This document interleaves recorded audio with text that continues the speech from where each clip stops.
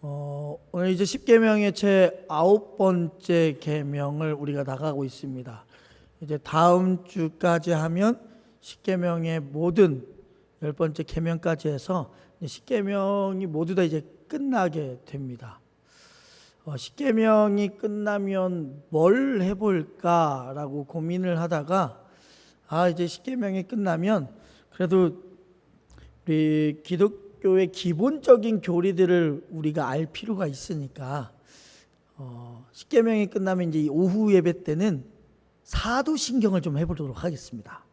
그래서 사도신경 한 구절 한 구절에 대해서 우리가 과연 사도신경을 매 예배 때마다 외우고 있고 이렇게 늘 기도하고 있는데 솔직히 그게 무슨 뜻인지 알고 기도하는 사람이 과연 몇 명이나 될지, 그리고 정말 바르게 뜻을 알고 기도하는 것인지, 그냥 단순히 외우는 것에만 급급하여 하는 기도는 아닐지 한번 돌아볼 수 있는 시간이 되었으면 좋겠고, 약 10주나 12주 정도 한 구절씩 해서 우리가 사도신경에 대해서 우리가 함께 이야기해 보도록 하겠습니다.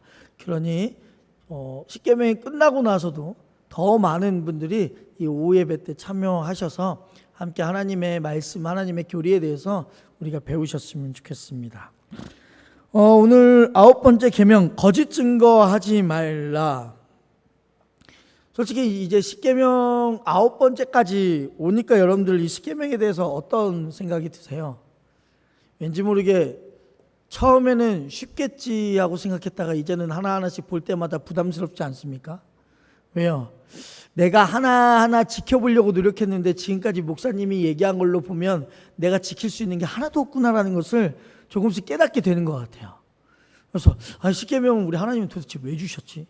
지킬 수 없는 것 같은데 이러면 도대체 어떻게 살라는 거지? 라는 생각이 우리에게 들기도 합니다. 그래서 매 계명마다 감당하기 어려운 내용들이 늘 등장하다 보니까 우리의 삶으로서 감당하기가 좀 힘들고 당혹스럽기도 합니다. 근데 10계명의 제 9계명은 어떻게 보면 딱 그냥 정확히 나와 있는 것 같아요. 뭐 다른 계명들은 처음에는 이럴 수 있잖아요. 우리 이 정도는 지킬 수 있어 라고 말할 수 있겠지만 10계명, 9계명은요, 우리는 전부 다 알고 있지 않습니까? 이 세상에 거짓말 안 하고 사는 사람이 어디 있어. 그죠? 그러니까 나는 10계명, 9계명 지킬 수 없는 사람이야 라고 먼저 내 자신을 내려놓고 오늘 말씀을 볼 수가 있단 말이죠. 솔직히 그렇죠. 누가 거짓말하지 않고 살아갈 수 있을까요? 여러분 마음속으로 손들어 보시죠. 여러분들이 태어나서 지금까지 나는 한 번도 거짓말을 하지 않았다 하는 사람 마음속으로 손 과연 있을까요? 과연? 어쩌면 저는 세상에 살아가면서 한 번도 거짓말 안 했다는 것은 불가능하다고 생각합니다. 불가능해요. 그러면 우리한테는 이제 가장 먼저 질문거리가 생기는 거예요. 도대체 그러면 이 거짓말을, 우리가 세상이 말하는 거짓말과 과연 성경이 말하는 거짓말은 같을까 다를까? 이게 우리에게 있어서 가장 처음으로 다가오는 이야기여야 돼요. 근데 오늘 우리가 성경 말씀을 보면 아시다시피 분명히 제목은 거짓 증거하지 말라죠. 그죠? 그런데 그 거짓 증거하지 말라 앞 구절에 전제 조건이 붙어 있어요. 어떤 전제 조건이 붙어 있어요? 그죠? 내 이웃에 대하여라는 전제 조건이 붙어 있는 거예요. 여러분 이게 중요한 거야. 오늘 거짓 증언하지 말라는 것에서 물론 거짓말하면 안 되죠. 안 되는데 10계명에서 철저하게 우리에게 말하는 거짓말은 바로 내 이웃에 대하여, 즉 그들이 속한 공동체를 보호하기 위해서 거짓 증언하지 말라라고 명령했다라는 거예요. 우리 동물과는 달리 인간에게는 언어라는 게 있잖아요. 이 인간의 언어는 섬세하고 오묘해서 감정과 뉘앙스를 파악하기가 진짜 힘들 때가 있어요. 예를 들면 외국인들이 우리 한국어를 배울 때 되게 어려운 점이 뭐냐면, 이게 분명히 단어는 긍정인 단어인데 부정적으로 작용하는 언어가 있어요. 예를 들면 참 잘한다. 이게 긍정의 언어예요? 부정의 언어예요? 그죠? 우리는 알잖아요. 분명히 잘한다라는 단어 자체는 긍정인데 뉘앙스는요, 부정이잖아요. 하지 말라라는 이야기거든요. 그런데 외국인들이 이런 말을 알아듣기가 너무 힘든 거예요. 잘한다 하면 진짜 잘하는 줄 아는 거예요. 그러니까 이게 인간의 언어가 동물의 언어와 이렇게 달라요. 그러다 보니 그 인간의 언어 안에는 거짓된 언어가 있고 참된 언어가 있단 말이에요. 거짓된 언어, 거짓 증언, 거짓말은 과연 성경에서 어떻게 말하는 것일까? 라는 것을 오늘 말씀을 통해서 좀 보려고 합니다. 먼저 히브리 문법으로 보면 어떨 때 사용하는 이 문법이라는 게 있단 말이에요. 예를 들면 우리가 흔히 사용하는 사람의 언어에도 명령문이라는 게 있고, 그렇죠? 그 다음에 부탁할 때 쓰는 권유문이라는 게 있단 말이에요. 요청문이라든지 뭐 이런 게 뉘앙스가 아예 달라요. 명령문은요, 뭐뭐 해라 라고 대부분 끝나지만, 뭐 요청하거나 권유할 때는 뭐뭐 해 주시겠습니까? 이런 식으로 문법적으로 다르단 말이에요. 근데 성경에 나오는 글도 마찬가지예요. 그 글이 어떠한 문법 체계로 써 있냐에 따라서 그 글의 의미가 달라져요. 그런데 오늘 우리가 본 9번째 계명은요, 이것은 법정에서 쓰는 언어예요. 이 문법 자체가요. 그러니까 일상생활에서는 대부분 사용하지 않는 언어의 문법을 지금 가지고 있는 거예요. 법정에서 벌어질 수 있는 일에 대한 이야기를 오늘 이 거짓 증언하지 말라라는 게 나왔다라는 이야기죠. 자, 십계명을 받던 고대 시대에 우리가 잘 알다시피 공동체를, 부족을 이루면서 살고 있었단 말이에요. 그런데 당연히 공동체를 이루고 살다 보니까 곳곳에 뭐가 있었냐면 죄악들이 늘 펼쳐져 있었어요. 그래서 어디 공동체를 가든 간에 늘 죄악들이, 이 동네에 가도 죄악이 있고 이 동네에 가도 죄악이 있었단 말이죠. 그러다 보니까 시시비비를 가려야 될 때가 있는 거예요. 어떤 게 맞고 어떤 게 틀린지. 뭐 범죄들은 워낙 많았겠죠. 뭐 사람을 죽이기도 했던 때도 있었고, 물건을 훔치기도 했던 때도 있었고, 정말 많은 범죄들이 있단 말이에요. 그런데 그때 시비를 가리기 위해서 모세가 했던 게 뭐였냐면, 그때 당시에 각 부장들을 두는 거였어요. 뭐 10부장, 50부장, 100부장 뭐 이런 부장들을 둬가지고 이 사람들을 관리하게끔 만들었단 말이에요. 그래서 뭐 예를 들면 각 집안에서 해결하는 것은 대부분 가장이 그 집안의 문제들을 해결하게끔 했고, 여러 집안이 모여서 있을 때는 이제 10부장들이 나와가지고 그런 일들을 행하게 했고, 그것보다 더 큰 단위는 100부장에게 와서 했고, 정 안 되면 나중에서야 모세에게 가지고 와서 이것 좀 판결 좀 내려주십시오라고 했단 말이에요. 근데 시비를 가리기 위해서 그 공동체의 족장이나 리더가 심판을 해야 되는데, 그때 당시에 제일 중요한 게 뭐였냐? 증인이었어요. 왜냐하면 예를 들면 모세에게 어떠한 가져온 사건들이 모세가 직접 봤다면 모세가 판결 내리기에 참 좋았겠죠. 그런데 모세가 직접 본 게 아니라 저 작은 부류에 있었던 문제들이 거쳐서 모세에게까지 왔단 말이에요. 그럼 모세에게까지 올라왔을 때 모든 문제들은 다 뭐가 딸려오냐면 사람의 이야기만 온다니까요. 사람의 이야기만. 그러다 보니까 제대로 된 증인이 필요하고, 제대로 된 증언이 필요하고, 제대로 된 증거가 필요한 거예요. 그래서 사람의 증언을 통해서 판단할 수밖에 없는 시대이기 때문에 이때 당시에 증인의 역할이 정말 중요했어요. 왜요? 증인 때문에 그 사람을 죽일 수도 있고요, 그 사람을 살릴 수도 있는 게 되는 거예요. 그래서 예를 들어 볼게요. 나보셋 포도원 사건을 혹시 아시나요? 나보셋 포도원 사건이 뭐였냐면, 그 구약에서 가장 악한 이스라엘 왕 중에 하나가 아합 왕이라는 사람이 있습니다. 근데 그 아합 왕의 아내도 정말 악했어요. 이세벨이라고 불리우는 왕이었거든요. 여왕이었거든요. 근데 아합 왕이 사는 궁궐 옆에 너무나도 좋은, 보기 좋은 포도밭이 있었어요. 근데 왕이 어느 날 창문으로 그 포도밭을 보는데 포도밭이 너무 좋아 보이니까 저거 내 거 하고 싶다 라는 생각이 든 거예요.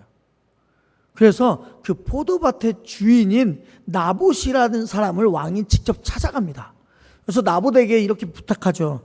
나봇이여, 이 포도밭을 내가 좋은 가격을 쳐드릴 테니까 나한테 팔으세요 라고 부탁을 해요. 아합 왕이 부탁을 하니까 나봇은 왕의 부탁이니까 당연히 거절은 못하겠죠. 그런데 안타깝게도 이제 나봇이 거절을 했어요. 거절한 이유는 딱 하나예요. 조상 대대로부터 물려오는 땅이기 때문에 저는 이거를 제가 팔고 싶어도 우리 조상들의 볼 면목이 없어서 이걸 도저히 못 팔겠습니다. 죄송합니다. 이해해 주십시오 라고 얘기했단 말이에요. 그런데 그 말을 들은 아합 왕이 궁궐에 들어가서 화가 난 거예요. 그러니 화가 나니까 식음을 전폐하고 혼자 방에 들어가서 끙끙 앓고 있으니까 옆에 있던 부인 이세벨이라는 여왕이 아합한테 물어본 거죠.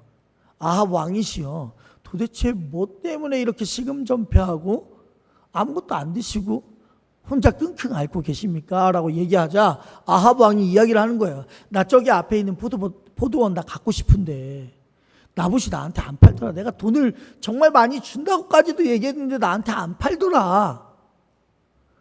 그러자 뭐라고 하냐, 이세벨 여왕이 아니 왕이시여, 본인이 왕인데 그 정도도 못합니까? 제가 도와드리겠습니다 하더니 갑자기 이세벨이 그 나봇을 향해서 고발을 하기 시작합니다. 뭐라고 고발하냐, 저 사람이 우리 아합 왕을 모독했다 이거야. 그리고 아합 왕을 모독했으니까 하나님을 모독한 것과 똑같다. 저 사람은 죽여야 된다. 근데 이때 당시에도 구약의 법이 필요했으니까 증인이 필요하죠. 이때 이세벨 여왕이요, 증인을 돈 주고 삽니다. 그래서 증인들을 돈 주고 사가지고 데려와서 증인 1, 2를 세우고 맞아 틀려라고 이야기하니까 당연히 증인들은요, 돈 받았으니까 맞습니다. 저는 저 나봇이라는 사람이 왕을 모독하고 하나님을 모독하는 거 수차례 봤습니다. 해서 결국에는 어떻게 돼요? 나봇이 죽어요. 나봇이 재판을 받을 때 사형 선고를 받아요. 그리고 죽고 당연히 밭의 주인이 죽으니까요, 그 밭은 왕 거가 되는 거야. 이런 일들이 생긴단 말이에요. 이런 일들이. 그렇기 때문에 증인이 정말 중요한 시대란 말이에요. 증인이 정말 중요한 시대.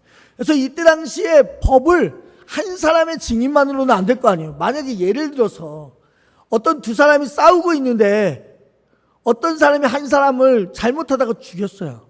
그러면 이 사람이 정당방위로 죽인 건지 아니면 진짜 저 사람이 미워서 일부러 죽인 건지를 증인이 쓸 거 아니에요. 근데 이 증인이 이 사람을 싫어해.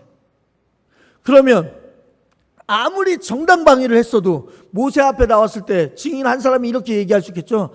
저 사람이 싫어해서 저 사람을 죽였어요 라고 얘기하면요, 모세는 그 말을 들을 수밖에 없는 거예요. 왜요? 증인이잖아요. 그럼 모세의 판결은 어쩔 수 없는 거예요. 그럼 저자를 죽여라 이거예요. 그러니까 성경에서 뭐라고 얘기해놨냐, 신명기 17장 6절 말씀 함께 읽겠습니다. 죽일 자를 두 사람이나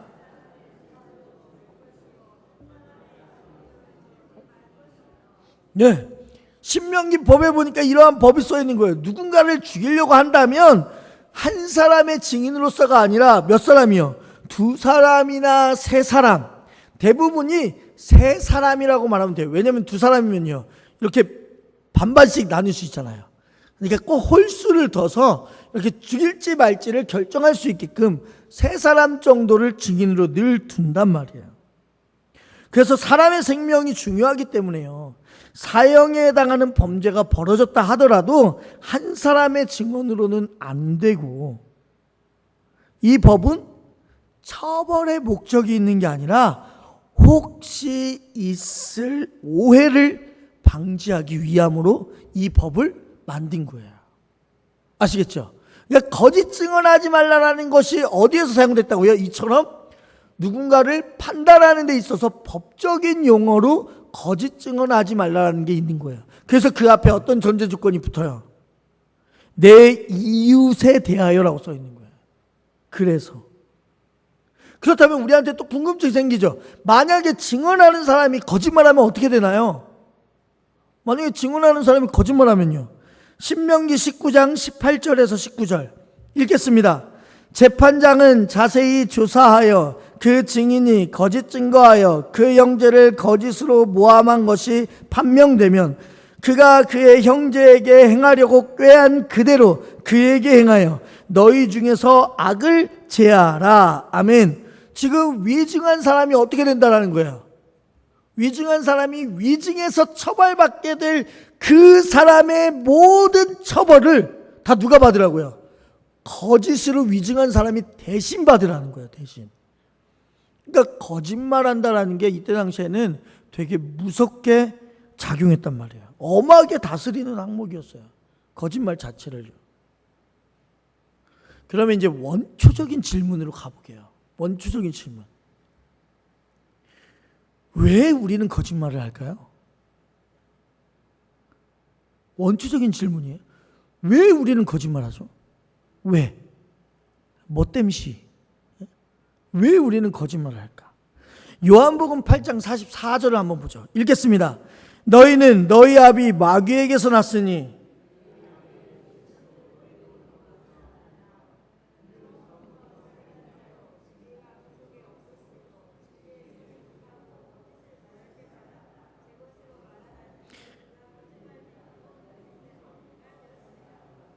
아멘. 자, 거짓의 기원은 어디로부터 시작했다고 되어 있어요? 사탄. 지금 성경에 보니까 너희는 마귀에게서 났으니 즉 사단의 자녀였단 말이에요. 우리가 예수님께서 십자가상에서 우리에게 돌아가시기 전에는 우리는 모두 다 누구의 자녀였다고요? 사단의 자녀였다고요. 사탄의 자녀. 그러다 보니 거짓말을 습관적으로 하게 되는 거예요. 사단들이 늘 거짓말을 밥 먹듯이 하고 살아가니까 그 아비의 그 자식이라고, 그죠? 사단들이 거짓 증언을 늘 하다 보니까 우리의 삶에서도 늘 거짓말을 하는 생활화가 되어 있었단 말이에요. 그러니 지금 죄송한 표현이지만 우리에게 거짓말하는 습관이 만약에 있다면요, 여러분 우리 영적으로 의심해 볼 필요가 있어요. 어떤 걸 의심해 봐야 되냐? 나는 과연 하나님께 속한 자인가? 아니면 정말 사단에게 속한 자인가? 아니 목사님 너무 하시는 거 아니에요? 왜 그렇게 단 둘로만 나눕니까? 그럼 둘로 나누면 뭘로 나누는데요? 그죠? 우리는 하나님을 믿는 데 있어서 여러분, 믿으면 믿고 안 믿으면 안 믿는 거예요. 요한계시록에서도 소아시아 7교회 교회 중에 이렇게 평가한 교회 있잖아요. 너 제발 차든지 뜨겁든지 하라고. 미지근하면 어떻게 된다고요? 하나님이 뱉으시겠다고 하셨어요. 하나님이 열심히 믿을 거면 믿고 안 믿을 거면 아예 안 믿고, 이게 하나님의 뜻이란 말이에요. 거짓말도 마찬가지예요. 거짓말을 하면 죄송하지만 사단의 자녀인 거예요. 그러니까 우리는 그렇게 안 하려고 노력을 해야 된다는 거겠죠. 그러면 이 사단이 거짓말의 원천이라면, 그러면 우리 진짜 그런지도 성경을 통해서 봐야 되겠죠. 창세기 3장 1절 읽겠습니다. 그런데 뱀은 여호와 하나님이 지으신 들짐승 중에 가장 강교하니라. 뱀이 여자에게 물어 이르되 하나님이 참으로 너희에게 동산 모든 나무의 열매를 먹지 말라 하시더냐. 아멘. 자, 이 거짓의 역사를 올라가려면 가장 먼저 사람이 맨 처음에 지었던 죄부터 우리가 살펴보면 됩니다. 뱀이 여자에게 하는 질문에 어떤 문제가 있는지 혹시 보이시나요? 지금 여기에서 봤을 때 어떤 문제가 있을까요? 이 뱀이 하와에게 있어서 과장법을 사용합니다. 과장법. 그 과장법이라는 게 뭐냐면, 하나님께서는 여기 써 있는 그대로 보세요 한번. 하나님께서는 나무의 열매를 먹지 말라고 했는데 모든 나무의 열매를 먹지 말라고 했나요? 여러분, 여러분들이 그래서 성경을 정확히 알아야 된다는 이유가 이거예요. 지금 사단이 뭐라고 표현했어요? 하나님이 참으로 너희에게 동산 모든 나무의 열매를 먹지 말라 하시더냐라고 모든이라는 단어를 지금 뱀이 사용했단 말이에요. 근데 하나님께서는요, 그렇게 말씀하신 적이 없어요. 하나님이 말씀하신 거 볼까요? 창세기 2장 16절에서 17절 읽겠습니다. 여호와 하나님이 그 사람에게 명하여 이르시되 동산 각종 나무의 열매는 내가 임의로 먹되 선악을 알게 하는 나무의 열매는 먹지 말라. 내가 먹는 날에는 반드시 죽으리라 하시니라. 아멘. 자, 모든 나무의 열매를 먹지 말라는 게 있어요, 없어요? 하나님 말씀은 전혀 그런 말이 없어요. 그런데 사단은 지금 어떻게 하와를 꼬시는 거예요? 과장되게 말한다니까요. 과장되게. 모든 나무의 열매를 먹지 말라고 하더냐 라고 과장법을 쓴다고요. 하나님의 원래 말씀은 선악을 알게 하는 나무의 열매만 먹지 말라고 했어요.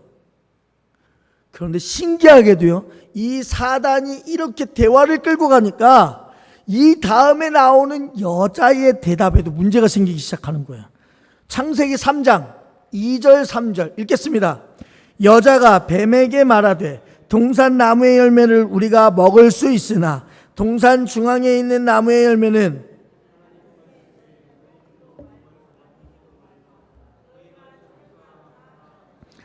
아멘. 자, 여자가 여기에서 사단의 패턴에 완전히 넘어갔어요. 어떤 패턴에 넘어갔냐면 상대방 뱀이, 사단이 과장되게 말하니까 이 여자도 어떻게 받아쳤어요? 과장되게 말했어요. 과장된 표현 혹시 보이시나요? 뭐가 들어가 있어요? 뭐가 들어가 있는지 혹시 기억 안 나세요? 뭐가 들어가 있냐면 만지지도 말라는 말이 들어가 있잖아요. 만지지도 말라. 분명히 하나님께서는 뭐라고 말했는데요? 먹지 말라. 그리고 너희가 먹으면 반드시 죽으리라 라고 얘기했단 말이에요. 그런데 이 하와가 어떻게 과장되게 했냐면 만지지도 말라고 하더라. 과장되게 받아치는 거야. 그러니 사단의 역할인 뱀이 얼씨구나 걸렸다 이거예요. 걸렸다. 그럼 여기에서 이제 단도직입적으로 나가야겠다 해서 사단이 뭐라고 하냐? 창세기 3장 4절 5절 읽겠습니다. 뱀이 여자에게 이르되 너희가 결코 죽지 아니하리라. 너희가 그것을 먹는 날에는 너희 눈이 밝아져 하나님과 같이 되어 선악을 알 줄 하나님이 아심이니라. 아예 없는 말을 이제 사단이 만들기 시작하는 거야. 분명히 하나님께서는 죽으리라라고 분명히 얘기하셨는데 뱀이 그 하나님의 의도와 생각에 정면 도전을 이야기하는데도 불구하고 여자는요 넘어가요. 하와가 넘어가요. 그리고 나서 하와가 넘어가고 나서 남편에게도 그 선악과를 먹게 하고 그렇게 죄가 들어오게 돼서 이 세상이 어떤 세상이 되냐? 거짓 세상이 돼버리는 거예요. 그 거짓된 세상이 절정으로 가서 그 절정의 꽃을 피웠던 때가 언제예요? 예수 그리스도께서 십자가상에서 돌아가셨을 때. 예수님의 죽음이 거짓이 아니라 예수님의 십자가 처형을 결정하는 모든 과정과 방법이 모두 다 거짓으로 점철돼 버린 사건이 바로 예수 그리스도의 십자가 사건이죠. 근데 너무 감사한 게 뭐예요? 예수님이요 우리를 구원하기 위해서 그 불법과 그 거짓을요 다 뒤집어 쓰시는 거예요. 너희들 내가 사랑하는 정말 우리 자녀들 너희만큼은 거짓된 세상에서 살지 않았으면 좋겠다 라는 마음에 예수님께서 그 모든 거짓을 다 뒤집어 쓰시고 그리고 십자가상에서 죽으시는 거죠. 그리고 나서 부활 후 승천하시면서 우리에게 남기신 유언이 있죠. 사도행전 1장 8절 읽겠습니다. 오직 성령이 너희에게 임하시면 너희가 권능을 받고 예루살렘과 온 유대와 사마리아와 땅끝까지 이르러 내 증인이 되리라 하시니라. 아멘.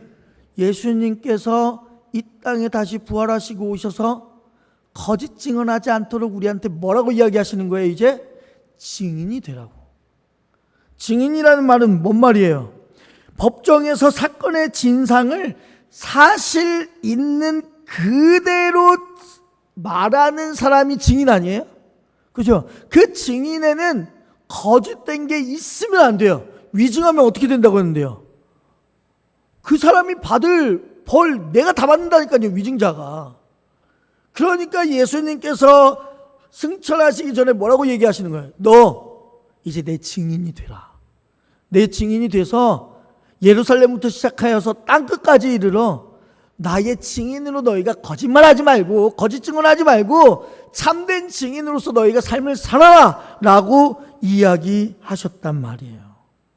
그래서 여러분, 십계명 9계명은요 단순히 윤리적이나 도덕적인 차원에서 거짓 증언하지 말라라는 말이 아니라 적극적인 의미로요, 예수 그리스도를 증언하는 증인이 되라고까지 나아가는 데가 있어서 바로 십계명의 9계명이 해당하는 거예요. 그러니까 단순히 도덕적인 거짓말이 아니라 여러분들이 하나님을 증언하는 삶으로까지 나아가야 된다는 거예요. 왠지 모르게 더 이제 어려워졌죠. 그냥 도덕적으로 거짓말 하지 말라고 하면 그래 한번 거짓말 안 하고 참아보자 할 텐데 더 어려워진 것 같아요. 그렇다면 성경에는 거짓말하는 사람이 없을까요? 있을까요? 수없이 많죠. 수없이 많아요. 거짓말이 엄청 많이 등장합니다. 뭐 우리가 알다시피 사도행전에서 봤던 아나니아와 사피라 이야기 알죠? 그들이 많은 사도들 앞에 헌금하는 것을 보고 그들도 그들의 땅을 팔아서 일부를 감추고 나머지를 가지고 와서 베드로에게 바칠 때 우리의 판 모든 돈을 가지고 나와서 하나님 앞에 바칩니다. 이걸 사용하여 주시옵소서. 근데 결국에는 들통나서 어떻게 돼요? 둘 다 거짓 증언하니까 죽게 되는 거예요. 그러한 이야기들이 성경에 수두룩한다는 거죠. 근데 문제는 여기에 있어요. 여러분들이 한번 생각해 보세요. 이스라엘의 정탐꾼을 숨겨준 라합이라는 사람이 있어요. 모세가 12지파에 각 한 사람씩 골라서 우리가 쳐들어갈 가나안 땅이 어떤지를 보고하라 라고 했단 말이에요. 그러니까 이스라엘 민족이 다른 민족을 쳐들어가는 거예요. 그러다 보니까 거기에 있는 가나안 땅에 있는 사람들이 이제 철저하게 나라를 지킬 거 아니에요. 근데 어느 날은 이 12지파의 사람들이 걸렸다니까요. 걸렸는데 이때 당시에 하나님을 알고 있었던 라합이라는 여자가 있었어요. 이 라합이라는 여자가 그 정탐꾼들을 숨겨줍니다. 자신의 집에. 그러고 나서 저쪽으로 갔나 봐요. 이렇게 얘기를 하는 거죠. 그죠? 자, 그러면 이것은 거짓말이에요? 거짓말이 아니에요? 이제 헷갈리기 시작하죠. 또 하나의 예를 들어볼까요? 모세가 태어나던 시절에 바로 왕이 이스라엘 산파들한테 이렇게 명령했단 말이에요. 남자아이가 태어나면요 나일강에 던져 버려라라고 했어요. 왜냐하면 이스라엘 백성들이 나중에 더 많이 불어나서 쿠데타를 일으킬 수도 있으니까 앞으로 여자아이는 살려도 돼, 남자아이는 나일강에 갖다 버려라 라고 얘기했단 말이에요. 그러자 산파들이 그런 명령을 들었음에도 불구하고 이스라엘 백성들의 남자아이들이 계속해서 태어나는 거예요. 그러자 바로 왕이 이스라엘 산파들한테 이야기를 했어요. 이거 도대체 어떻게 된 거냐? 내가 명령하지 않았냐? 라고 하니까 이스라엘 산파들이 뭐라고 대답했냐면, 아니 이스라엘 백성들이 유대 백성들이 히브리 여인들이 워낙 힘이 좋아가지고 우리가 달려가기 전에 벌써 순풍순풍 나와버리더라. 그래서 우리가 어찌할 도리가 없었다 라고 이렇게 말하는 거예요. 그러면 이것 또한 거짓말이에요? 거짓말이 아니에요? 자, 되게 애매해졌어요. 지금 분명히 하나님께서 거짓 증언하시는 것은 싫어하세요. 그죠? 그런데 지금 이 두 이야기만 대표적으로 가져온 거니까 이 두 이야기만 봤을 때 지금 거짓말을 한단 말이에요. 그죠? 아니, 문장으로 보면 거짓말이에요, 거짓말이 아니에요? 거짓말이에요, 거짓말. 아니, 라합이 정탐꾼들을 숨겨줬는데도 불구하고 저쪽으로 갔어요 하는 건 거짓말이잖아요. 그리고 산파들이 나일강에 갔다가 아이들, 남자아이를 버릴 수 있는데도 불구하고 버리지 않았으니까 거짓말했잖아요. 근데 성경은 이 두 거짓말을 뭐라고 표현하냐면 믿음이라고 정의한단 말이에요. 믿음. 그러면 우리한테 의아함이 생겨요. 아니, 주님 분명 거짓말을 했지 않습니까? 그런데 어떻게 이 거짓말이 믿음이 돼요? 어떻게?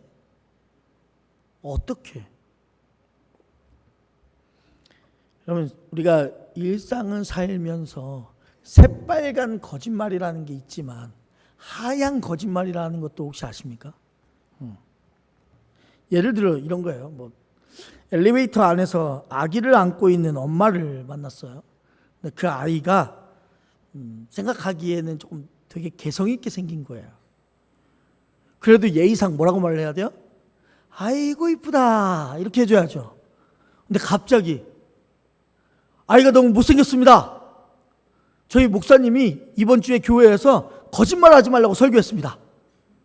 그래서 저는 솔직하게 말합니다. 아이가 너무 못생겼습니다 라고 이야기하면요, 그 사람이 바보예요. 그죠?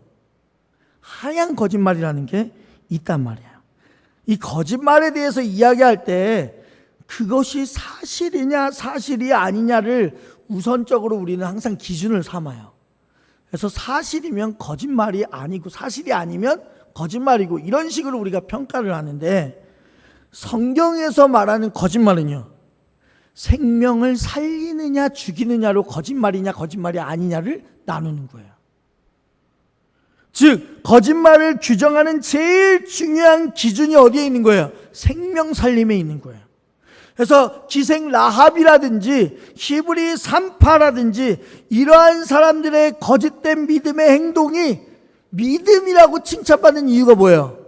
이들이 생명을 살렸다는 거예요. 어떤 생명이요? 이스라엘 정탐꾼 12명을 이들이 살렸고요, 이스라엘 히브리 여인들이 낳는 이스라엘 백성들의 아이들을, 그 생명을 거짓말을 통해서 살렸단 말이에요. 그렇기 때문에 이들은 거짓말한 게 아니라 믿음의 편에 섰다라고 이야기할 수가 있다라는 거죠. 그러니 여러분, 우리가 거짓말을 안 하고는 못 살아요. 하지만 거짓말을 할 때는 언제냐? 하얀 거짓말. 다시 말하면 그 사람의 생명을 살릴 수 있을 때는 당연히 거짓말해야죠. 그걸 하나님은 믿음이라고 표현하신다는 거예요. 믿음이라고요. 그런데 여러분, 세상에서 제일 무서운 거짓말도 있는 거 혹시 아세요?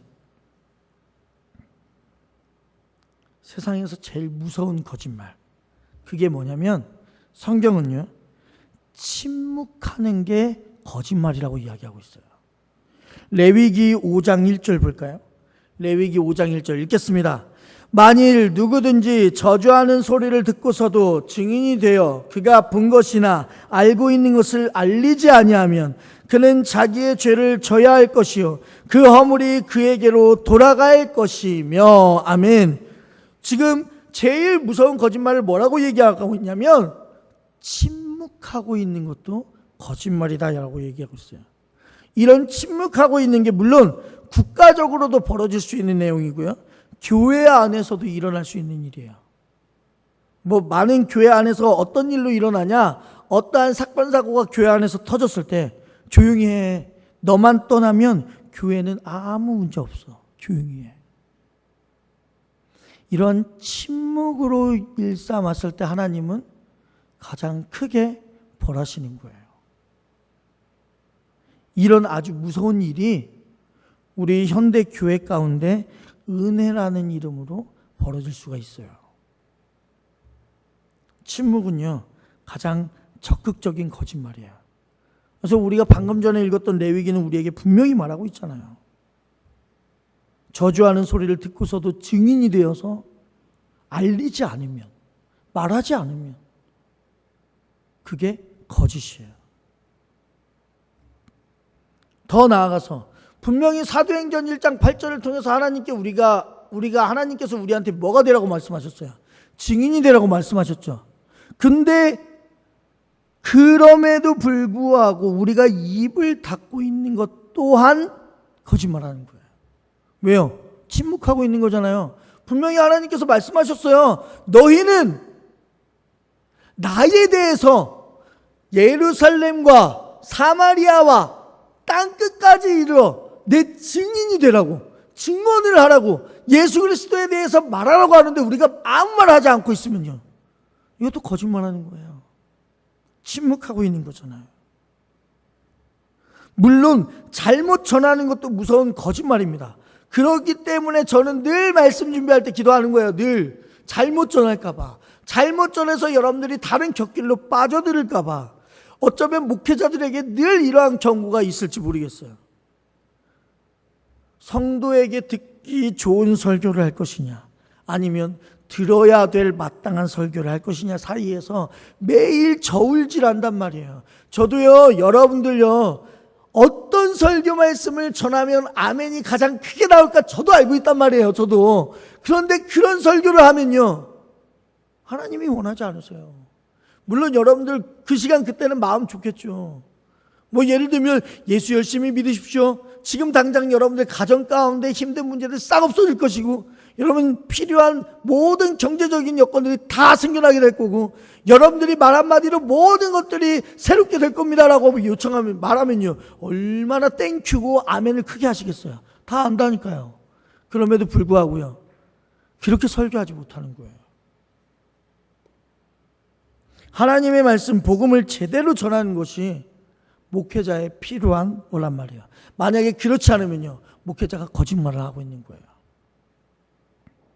그래서 솔직히 지금 배우는 십계명에 대한 말씀도 솔직히 얼마나 부담스러워요.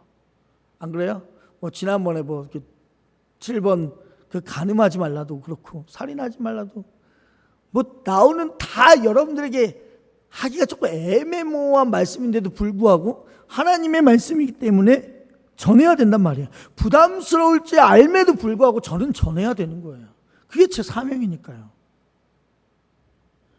아니, 사랑하는 우리 광림교회 성도님들, 말씀대로 정직하게, 당당하게, 용감하게 침묵하지 마시고 하나님의 말씀에 증인으로 사셨으면 좋겠습니다. 그게 바로 십계명의 9번째 계명인 내 이웃에 대하여 거짓 증언하지 말라에 대한 결론입니다. 그러니 여러분들 생명을 살릴 수 있는 믿음의 말을 하는 우리 광림교회 모든 식구들이 되시기를 주님의 이름으로 축원합니다. 기도하겠습니다. 사랑의 주님, 하나님께서 오늘 우리에게 내 이웃에 대하여 거짓 증언하지 말라라고 이야기하셨습니다. 그러면서 생명을 살리는 그러한 이야기를 우리에게 하라고 말씀하셨사오니, 우리가 일상에서 윤리적인 거나 도덕적인 거짓말을 하지 말아야 될 뿐만 아니라, 만약에 거짓말할 상황이 온다 할지라도 정말 생명을 살릴 수 있는 그런 믿음의 말을 할 수 있도록 인도하여 주시옵소서.